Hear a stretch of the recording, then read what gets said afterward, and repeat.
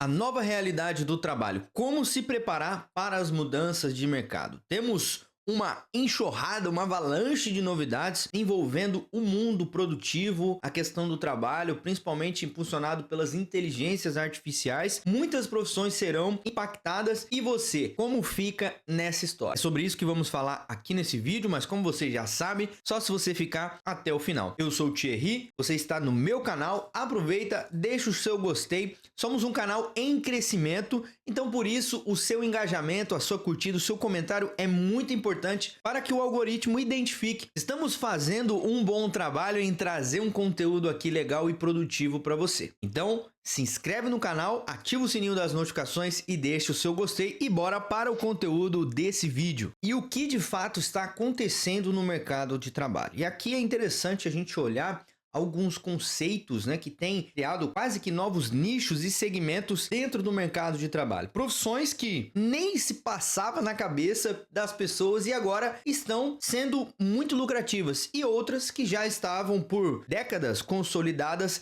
estão caindo em desuso. E também profissionais que estavam ali numa posição muito confortável estão tendo que se atualizar e trazer novas ferramentas, novas estratégias de executar a sua mesma atividade. A principal razão disso são as inteligências artificiais. Há uma discussão sobre se essas ferramentas elas são de fato inteligentes e se elas são de fato artificiais. Porque muitas vezes elas são um código, uma programação tradicional ali que está acontecendo. Agora, as linhas de linguagem neural, como a gente tem ali o grande chat GPT, ele funciona meio que de uma forma concatenada ali, trazendo informações com base na sua pergunta. Ele não é tão inteligente como alguns nomes falam. Ele apenas traz e encaixa a cadeia de palavras ali de acordo com sentido e significado. E na maioria das vezes faz muito sentido. Quando você avança para questões mais complexas, ali você vê a importância do ajuste fino e da percepção humana para conseguir entregar algo de ótima qualidade. Mas a cada dia que se passa, a gente vê novas ferramentas com novas funcionalidades muito mais refinadas, como por exemplo, inteligências artificiais voltadas para a criação de imagem, edição de imagem, vídeo, onde agora elas criam cenários inteiros apenas com um roteiro e um comando de texto que você envia. Então isso é incrível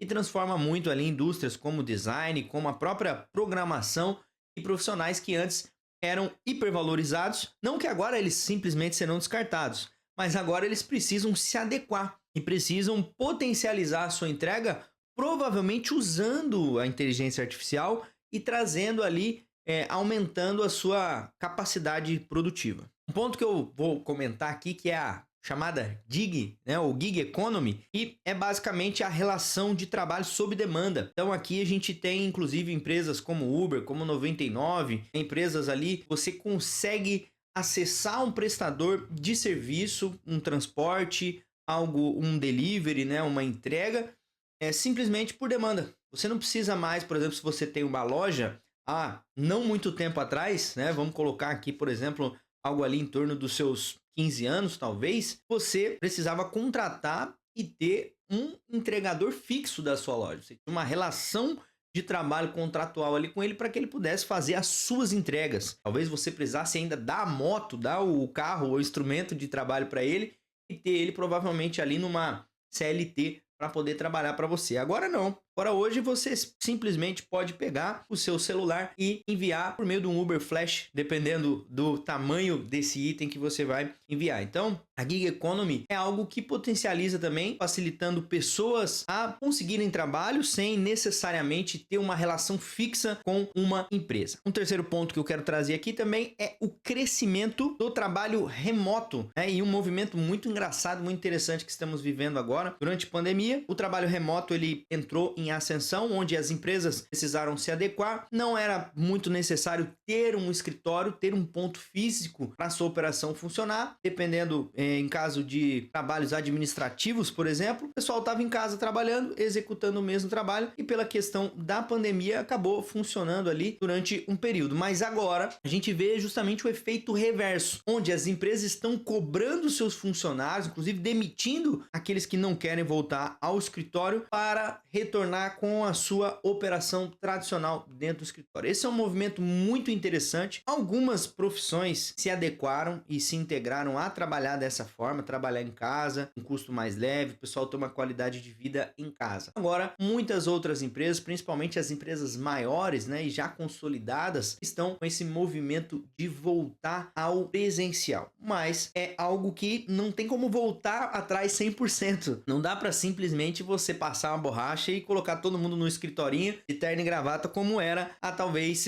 30, 40 anos atrás. Agora o pessoal já descobriu, já experimentou, então vai ter sempre aquela dinâmica ali, sempre aquele peso e contrapeso em relação ao trabalho remoto e potencializa inclusive muitas profissões a poderem trabalhar e prestar serviço para empresas do mundo inteiro. Um desenvolvedor, por exemplo, um designer muito especializado aqui no Brasil, ele pode prestar serviço para uma empresa em qualquer lugar do mundo. E um quarto ponto que eu quero trazer aqui é a questão da aposentadoria, que antes era quase que um objetivo máximo da vida, onde as pessoas queriam parar e simplesmente abandonar de trabalhar. A gente percebe o crescimento, né, de uma narrativa no meio das pessoas. Na verdade, a aposentadoria é fazer algo que você gosta e não necessariamente não fazer nada. É ter uma atividade ali que faz sentido, tá? De acordo com os seus objetivos, com a sua qualidade de vida, você conseguir escolher, por exemplo, quantas horas do dia você quer fazer aquilo. Mas essa eu acho muito interessante, né? Essa leitura de que a inação, no sentido de não fazer nada, também não é muito positiva, né? De você, vamos dizer assim, juntar uma montanha de dinheiro e simplesmente sentar em cima e esperar a morte chegar. Essa ideia é até meio contraditória, né? Lembrando que a vida, ela avança conforme a gente aprende, conforme a gente executa, impacta outras pessoas. Então, essa dinâmica de aposentadoria em era de tecnologia digitais é muito interessante você analisar.